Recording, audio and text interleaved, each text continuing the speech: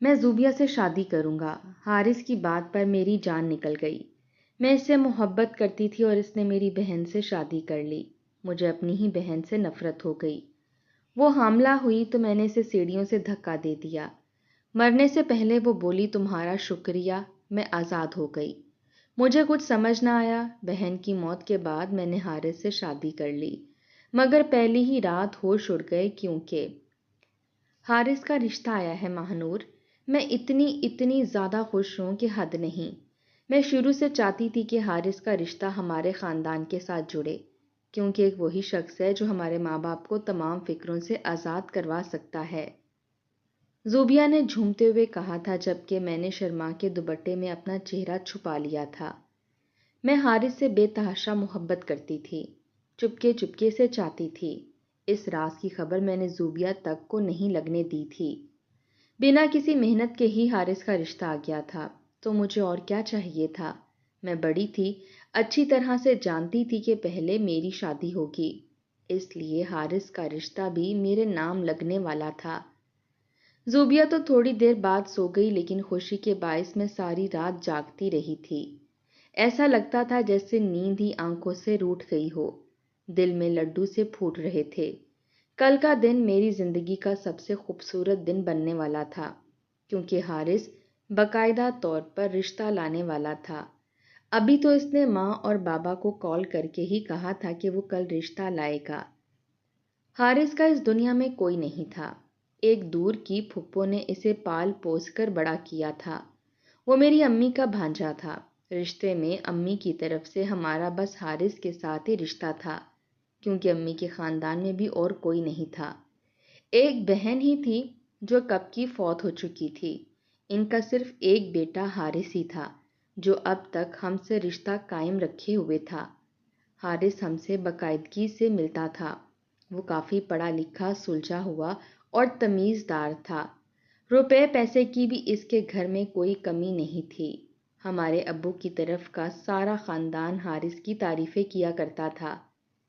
میری پھپھو کی بیٹیوں کو بھی حارث پر کرش تھا، جبکہ چاچا کی بیٹیاں تو دل و جان سے حارث پر فدا تھیں۔ غرض ہمارے خاندان کی ہر لڑکی جس نے بھی اسے دیکھ رکھا تھا، وہ اس کے لیے آئیڈیل تھا، اور سبھی اس سے شادی کرنا چاہتی تھیں، مگر جانتی تھیں کہ وہ زوبیہ یا ماہنور میں سے کسی ایک کے حصے میں آئے گا۔ اور چونکہ میں بڑی تھی، اس لیے مجھے پوری امید تھی کہ وہ میرا ہی شوہر بنے گا۔ مجھے یہ سوچ کر ہی بہت خوشی ہوتی تھی کہ حارث جب میرا شوہر بن جائے گا تو سارے خاندان کی لڑکیاں اسے حسرت کی نظر سے دیکھا کریں گی اور مجھ پر رشک کیا کریں گی۔ دل میں خوشیوں کے جہاں آباد کیے میں سو گئی تھی، مگر اگلی صبح میرے لیے جیسے کوئی قیامت ہی آ گئی تھی۔ حارث اپنی پھپھو کے ساتھ ہمارے گھر آیا ہوا تھا۔ پھپھو کافی زیادہ بوڑھی ہو چکی تھی، ضعیف تھیں، سر جھکائے بیٹھی ہوئی تھیں۔ ان کے ہاتھ میں جیسے ریشہ سا آ گیا تھا۔ وہ آہستہ آہستہ کپ کپا رہی تھیں۔ انکل میرے ماں باپ ہوتے تو وہ ضرور آ کر آپ سے میرے رشتے کی بات کرتے، لیکن اس دنیا میں میرا پھپھو کے سوا کوئی نہیں ہے، اس لیے میں اپنے رشتے کی بات خود کرنے آیا ہوں۔ پھپھو کو زیادہ تر باتیں بھول جاتی ہیں، صحیح سے دماغ بھی کام نہیں کرتا، اس لیے میں اپنے رشتے کی خود بات کر رہا ہوں۔ میں آپ کا داماد بننے کا شرف حاصل کرنا چاہتا ہوں۔ حارث سر جھکائے ہوئے بول رہا تھا، جبکہ میں دروازے کی اوٹ میں کھڑی ہوئی سن رہی تھی، اور زوبیہ کھڑکی میں کھڑی ہوئی تھی۔ میرے دل میں باقاعدہ لڈو پھوٹ رہے تھے، اور دل چاہ رہا تھا کہ میں باقاعدہ صحن میں جا کر دھمال ڈالنا شروع کر دوں، لیکن حارث کی بات نے جیسے میرے تمام ارمانوں پر پانی پھیر دیا۔ میرا چہرہ غصے اور دکھ کی کیفیت سے ایک دم ساکت پڑ گیا۔ یہ حارث کیا بول رہا تھا؟ میں نے تو اس کے بارے میں کیا سوچا تھا، مگر اس نے کیا کہہ دیا تھا؟ اس کا جملہ کسی باز گشت کی طرح میرے کانوں میں گونج رہا تھا۔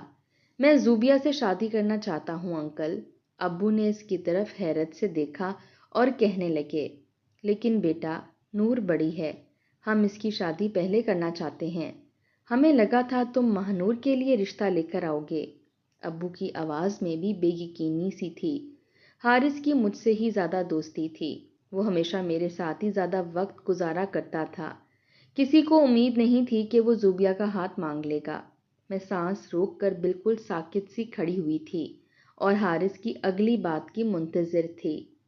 انکل، دوستی ہونے کا مطلب یہ تو نہیں ہوتا کہ انسان دوست سے شادی کر لے۔ میں شروع سے ہی زوبیہ کو پسند کرتا ہوں اور شریک سفر کی طور پر زوبیہ کے ساتھ ہی اپنی زندگی گزارنا چاہتا ہوں۔ زوبیہ میں وہ تمام خوبیاں ہیں جو مجھے اپنی شریک حیات میں چاہیے، اس لیے میں نے زوبیہ سے شادی کرنے کی درخواست کی ہے۔ آپ پلیز آرام سے سوچئے اور پھر مجھے جواب دے دیجیے گا۔ مجھے کوئی جلدی نہیں ہے، اور پلیز کوئی بھی فیصلہ کرنے سے پہلے ایک بار زوبیہ کی رضامندی بھی پوچھ لیجیے گا۔ مجھے یقین ہے کہ وہ انکار نہیں کرے گی۔ میرے ساتھ زندگی گزارنا یقیناً اس کا بھی خواب ہوگا، حارث نے کہا تھا اور پھپھو کو اپنے ساتھ لے کر چلا گیا تھا، جبکہ میں ابھی تک وہیں دروازے کی اوٹ میں ساکت کھڑی ہوئی تھی۔ اسی لمحے میری نظر کھڑکی میں کھڑے ہوئے زوبیہ کے وجود پر پڑی۔ اس کے چہرے پر شرم کی لالی بکھری ہوئی تھی۔ گہری مسکان اس بات کا پتہ دے رہی تھی کہ وہ اس پرپوزل سے بے حد خوش ہے۔ وہ بھی حارث سے محبت کرتی ہے۔ میرے دل میں جیسے چنگاریاں سی بھڑک اٹھی تھیں۔ مجھے زوبیہ پر بے حد غصہ آیا تھا۔ میری ناک کے نیچے ہی وہ حارث کو لے اڑی تھی اور مجھے خبر بھی نہیں ہوئی تھی۔ میں زوبیہ سے بے حد محبت کرتی تھی، مگر ایسا پہلی بار ہوا تھا کہ مجھے اس پر اتنا زیادہ غصہ آ رہا تھا کہ میرا دل کر رہا تھا کہ اس کا یہ حسین چہرہ نوچ لوں۔ خوبصورتی میں تو میں بھی کم نہیں تھی، پھر نہ جانے کیوں حارث کا انتخاب وہ ٹھہری تھی۔ میں سلگتے ہوئے دل کے ساتھ اپنے کمرے میں آ گئی اور دروازہ اندر سے بند کر لیا۔ مجھے اس وقت تنہائی چاہیے تھی۔ تھوڑی دیر بعد زوبیہ نے بھی دروازہ بجایا اور مجھ سے کہنے لگی، آپی دروازہ کھولو، آپ کو کچھ ضروری بات بتانی ہے۔ میں نے اٹھ کر دروازہ کھولا تو میرے چہرے کی طرف دیکھ کر ایک لمحے کے لیے ساکت رہ گئی، کیونکہ میں کافی دیر تک روتی رہی تھی۔ آپی، آپ کو کیا ہوا ہے؟ وہ جو پرجوش تھی کچھ بتانے کے لیے آگے بڑھی تھی، لیکن سارا جوش ہوا ہو گیا تھا۔ میں نے رخ موڑ لیا اور کہنے لگی، مجھے معلوم ہے حارث نے تمہارا رشتہ مانگا ہے اور مجھ سے پہلے تمہاری شادی ہو جائے گی تو تم اپنے سسرال چلی جاؤ گی اور میں اکیلی ہونے کے خیال سے پریشان ہو گئی ہوں۔ میری بات سن کر زوبیہ ایک دم میرے گلے لگی اور کہنے لگی، او میری پیاری آپا، مجھ سے کتنا پیار کرتی ہیں اور میں نہ جانے کیا کچھ غلط سمجھ بیٹھی تھی۔ آپ بالکل بھی فکر نہ کریں آپی، میں شادی کے بعد آپ سے ملنے آتی رہوں گی اور ہو سکتا ہے آپ کا نصیب بھی کھل جائے، ہم دونوں کی ایک ساتھ ہی شادی ہو جائے۔ زوبیہ میرے کندھے پر ہاتھ رکھ کر مجھے تسلی دے رہی تھی، جبکہ اس کا یہ حسین چہرہ مجھے اس وقت زہر کی طرح لگ رہا تھا۔ زوبیہ، میرے سر میں درد ہونے لگا ہے، میں تھوڑی دیر کے لیے سو جاؤں پلیز؟ آپ بابا یا اماں میں سے کسی کو بھی کمرے میں نہ آنے دینا۔ تمہیں تو پتہ ہے جب میرے سر میں درد ہوتا ہے تو مجھے صرف آرام چاہیے ہوتا ہے۔ میں نے زوبیہ کو بہانہ بنا کر کمرے سے باہر بھیج دیا تھا اور کسی کو بھی کمرے میں آنے سے منع کر دیا تھا۔ اماں سب سمجھ رہی تھیں لیکن وہ کچھ نہیں کر سکتی تھیں۔ ایک طرف بیٹی تھی تو دوسری طرف جان سے بھی پیارا بھانجا تھا، جو پورے مائکے میں سے صرف ایک ہی اکلوتی نشانی تھا، اور پھر وہ بھانجے کی مرضی کے خلاف کوئی فیصلہ بھی تو نہیں کر سکتی تھیں۔ ان کی چھوٹی بیٹی اور بھانجا آپس میں خوش رہ سکتے تھے، اس لیے انہوں نے دل پر پتھر رکھ کر فیصلہ کر لیا تھا، اور میں نے ان کے اس فیصلے پر انہیں کچھ کہا بھی نہیں تھا۔ ایک دو بار انہوں نے مجھ سے بات کرنے کی کوشش کی تھی، لیکن میں نے طریقے سے ٹال دیا اور اب انہوں نے مجھ سے بات کرنا ہی چھوڑ دیا تھا۔ میں اس موضوع پر کوئی بات ہی نہیں کرنا چاہتی تھی۔ میرا دل اتنی بری طرح سے ٹوٹا تھا کہ مجھے ہر شخص زہر لگتا تھا، یہاں تک کہ ماں باپ کی محبت تک اچھی نہیں لگتی تھی۔ میرے لیے ایک دو رشتے آئے، لیکن میں نے خود ہی بابا کے سامنے انکار کر دیا اور کہا کہ میں ابھی شادی نہیں کرنا چاہتی۔ اگر زوبیہ کی شادی پہلے ہو رہی ہے تو میں زوبیہ کی شادی انجوائے کرنا چاہتی ہوں، میری شادی بعد میں ہو جائے گی۔ آپ ایک ساتھ ہی ہم دونوں بہنوں کی شادی کر کے ہمیں گلے سے اتارنا چاہتے ہیں۔ میری بات سن کر ابا نے میرے سر پر ہاتھ رکھا اور کہنے لگے، تم تو میرے گھر کی چڑیا ہو، میرے صحن اور آنگن کی رونق ہو، تم دونوں ایک ساتھ چلی جاؤ گی تو یہ گھر کاٹ کھانے کو دوڑے گا۔ ابا کی آنکھوں میں اس کے ساتھ ہی نمی پھیلنے لگی۔ مجھے بے حد دکھ ہوا، میں ابا کے گلے لگی اور کہنے لگی، اتنی جلدی آپ کی جان نہیں چھوڑ کے جانے والی، فکر نہ کریں۔ دن پر دن گزرنے لگے۔ حارث اور زوبیہ کی چھوٹی سی تقریب میں منگنی کر دی گئی اور پھر 1 مہینے بعد شادی کی تاریخ بھی رکھ دی گئی۔ زوبیہ خوشی خوشی شادی کی تیاریاں کر رہی تھی۔ میں بھی اس کی خوشی میں مکمل طور پر خوش ہونے کی کوشش کر رہی تھی، مگر حسد کا ناگ میرے دل میں پھن پھیلا کر بیٹھ گیا تھا۔ ہم دونوں بہنوں میں مثالی محبت تھی، لیکن وہ محبت میرے دل سے جیسے اب مقبوض سی ہو گئی تھی۔ نہ جانے وہ محبت اتنی کمزور تھی کہ ایک مرد کی محبت نے اس محبت کو دور جا کر سلا دیا تھا۔ دن کیسے گزر گئے پتہ بھی نہ چلا اور زوبیہ کی شادی کا دن آن پہنچا۔ میرے دل پر صبح سے ہی جیسے سانپ سے لوٹ رہے تھے۔ زوبیہ کو دلہن بنا کر دیکھ کر مجھ سے برداشت نہیں ہو رہا تھا۔ اس کی جدائی کے بہانے سے میں نے خوب رو رو کر اپنے دل کی بھڑاس بھی نکال لی تھی۔ زوبیہ بھی میرے گلے لگ کر خوب روتی رہی تھی۔ جب بارات آئی تو حارث کی طرف دیکھ کر میرے دل کی خلش کچھ اور بڑھ گئی۔ وہ دولہا بنا بہت زیادہ ہینڈسم لگ رہا تھا۔ آنکھوں میں الگ ہی چمک تھی، جیسے ساری دنیا کو فتح کر لیا ہو۔ اس کی خوشی دیکھ کر مجھے مزید رونا آیا تھا۔ نہ جانے کیسے خود پر کنٹرول کیا اور شادی کی رسومات ادا کیں۔ زوبیہ کے رخصت ہوتے ہی میں کمرے میں بند ہو گئی اور اپنی محبت کے لٹ جانے کا دل بھر کر ماتم منایا۔ اگلے دن زوبیہ آئی تو بے حد خوش لگ رہی تھی۔ اس کے چہرے پر الگ ہی چمک آ گئی تھی۔ وہ خوبصورت پہلے بھی تھی، مگر آج تو اس کے چہرے پر نظر ہی نہیں ٹھہر رہی تھی۔ مجھے ایک بار پھر سے اپنی کم مائگی کا احساس ہوا۔ آخر حارث نے میرے ساتھ ایسا کیوں کیا تھا؟ مجھ میں ایسی کیا کمی تھی کہ اس نے مجھے چھوڑ کر زوبیہ کو ترجیح دی تھی؟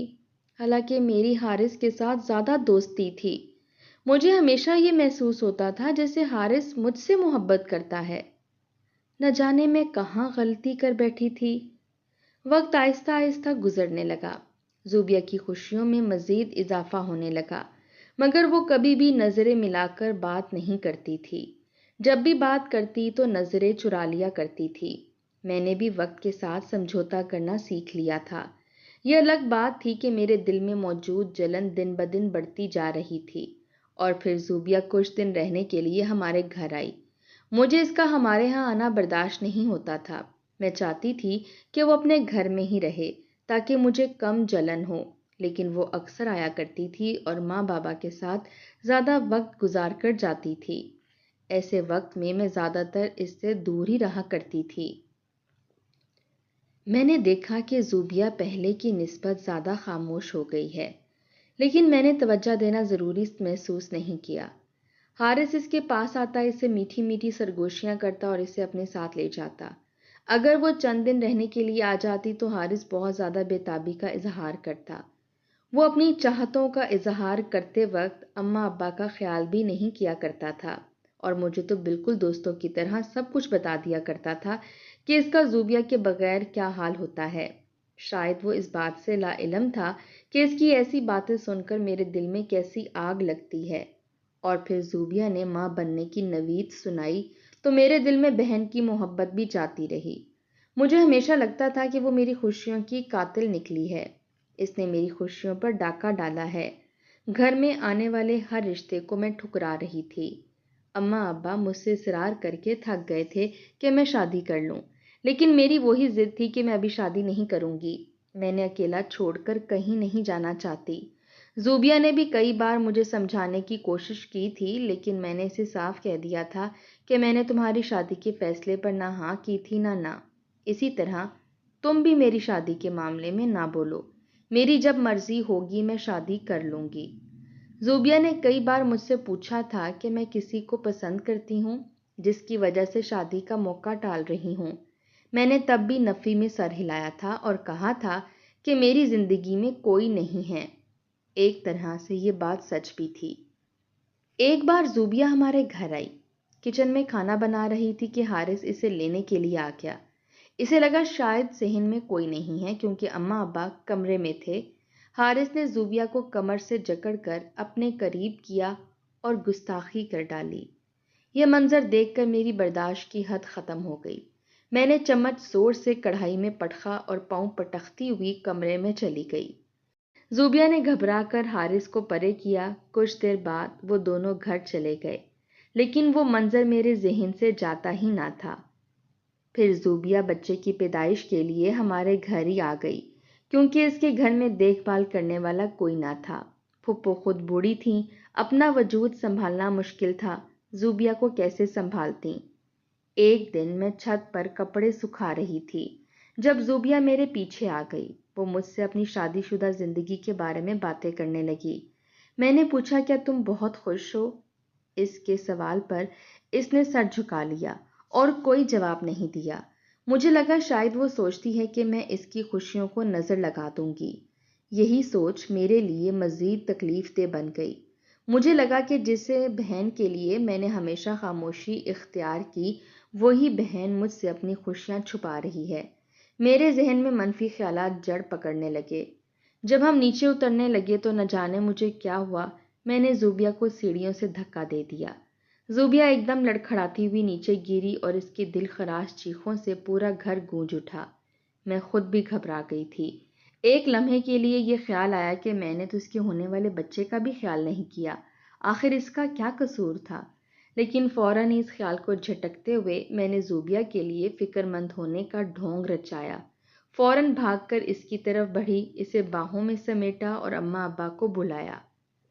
زوبیہ کو ہسپتال لے جایا گیا، لیکن خون اتنا زیادہ بہہ چکا تھا کہ بچہ پیٹ میں ہی مر گیا۔ آپریشن کے دوران زوبیہ بھی زندگی کی بازی ہار گئی، مگر آخری لمحے اس نے مجھے پاس بلایا اور کہا، تمہارا بہت شکریہ ماہنور، تم نے مجھے اس قید سے آزادی دے دی۔ یہ الفاظ سن کر میں حیران رہ گئی۔ کچھ دیر بعد زوبیہ کا جنازہ اٹھا اور وہ ہمیشہ کے لیے مٹی تلے جا سوئی۔ زوبیہ کی موت کے بعد حارث بھی ٹوٹ سا گیا، اسے کسی چیز کی پرواہ نہ رہی۔ ایسے وقت میں نے اس کا سہارا بننا شروع کیا۔ دھیرے دھیرے وہ میرے قریب آنے لگا اور پھر ایک دن اس نے مجھ سے شادی کی خواہش ظاہر کر دی۔ میں نے اماں ابا سے بات کی، وہ خوشی خوشی راضی ہو گئے اور میرا ہاتھ حارث کے ہاتھ میں دے دیا۔ نکاح نامے پر دستخط کرتے ہوئے ایک لمحے کو میرا دل کانپ اٹھا۔ میں جانتی تھی کہ میں اپنی ہی سگی بہن کی قاتل ہوں، جسے مار کر یہ سب حاصل کرنے جا رہی ہوں۔ نہ جانے یہ خوشیاں کبھی میرے لیے زہر نہ بن جائیں۔ مجھے زوبیہ کے وہ آخری الفاظ بھی یاد آئے، لیکن میں نے اپنے ذہن کو ہر طرح کے خیال سے جھٹک دیا اور حارث کے ساتھ اس کے گھر آ گئی۔ لیکن یہاں آ کر جو راز مجھ پر کھلا، اس نے جیسے میرے ہوش اڑا دیے تھے۔ میرے پاؤں کے نیچے سے زمین نکل چکی تھی۔ یہ میں نے اپنے اوپر کیا ظلم کر لیا تھا؟ میں نے اپنے ہی ہاتھوں اپنی زندگی کو مشکل میں ڈال دیا تھا۔ میں دھاڑے مار مار کر رونے لگی۔ زوبیہ تو سچ میں قیدی تھی، لیکن میں نے اسے اس قید سے رہائی دے دی تھی۔ اب مجھے کون رہائی دینے والا تھا؟ یہ سوچ سوچ کر میں پاگل ہوتی جا رہی تھی۔ حارث ایک نفسیاتی مریض تھا۔ وہ جیسے دکھائی دیتا تھا ویسا ہرگز نہیں تھا۔ وہ بہت برے طریقے سے مجھ سے میرا آپ چاہتا تھا۔ اس کا رویہ سخت جاہلانہ اور بدتمیز تھا۔ وہ کئی بار مجھ پر جسمانی تشدد بھی کرتا، لیکن دنیا والوں کے سامنے وہ بہت نیک اور مہربان بن جاتا۔ ایک بار میں نے ماں سے اس کی شکایت لگانے کی کوشش کی، مگر اس نے مجھے غلط ثابت کرتے ہوئے الٹا ماں باپ کی نظروں میں برا بنا دیا۔ اس نے تو مجھے نفسیاتی مریضہ ثابت کرنے میں بھی کوئی کسر نہ چھوڑی۔ یہ مجھے معلوم ہو چکا تھا کہ حارث بہت زیادہ چالاک ہے، اور وہ اتنی چالاکی سے اپنا کام کرتا ہے کہ کسی کو کانوں کان خبر نہیں ہونے دیتا۔ آج میں اس کے ساتھ حد سے زیادہ مشکل زندگی گزار رہی ہوں۔ وہ مجھ پر جسمانی تشدد کرتا ہے، اس کے علاوہ وہ مجھے ذہنی اذیت دینے میں بھی کوئی کسر نہیں چھوڑتا۔ پھپھو کی وفات کو عرصہ گزر چکا ہے، مگر حارث کے رویے میں کوئی تبدیلی نہیں آئی، اور سب سے بڑی بات یہ ہے کہ میں ابھی تک ماں نہیں بن سکی، اور حارث اس چیز کا بدلہ بھی مجھ سے لیتا ہے۔ اپنی سگی بہن زوبیہ کو مار دینے کا پچھتاوا میرے دل میں ایک زخم کی طرح ہے۔ میں چاہتے ہوئے بھی اس پچھتاوے سے باہر نہیں نکل پا رہی۔ ایک مرد کی محبت کی خاطر میں نے اپنی چھوٹی اور معصوم بہن کی جان لے لی تھی، جو مجھے حد سے زیادہ چاہتی تھی، اور آج جب میں حارث کا ظلم برداشت کر رہی تھی تو یہی سوچتی ہوں کہ یہ شاید میری سزا ہے، یا کہیں نہ کہیں اس ظلم کی تلافی بھی، جو میں نے زوبیہ کے ساتھ کیا تھا۔ کبھی بھی خود غرضی میں آ کر اپنوں کو نقصان نہ پہنچائیں۔ دراصل وہ نقصان آپ کے اپنوں کا نہیں بلکہ خود کا ہوتا ہے، جس سے آپ ساری زندگی نہیں نکل سکتے۔ اور پچھتاوے میں گھرے رہ جاتے ہیں۔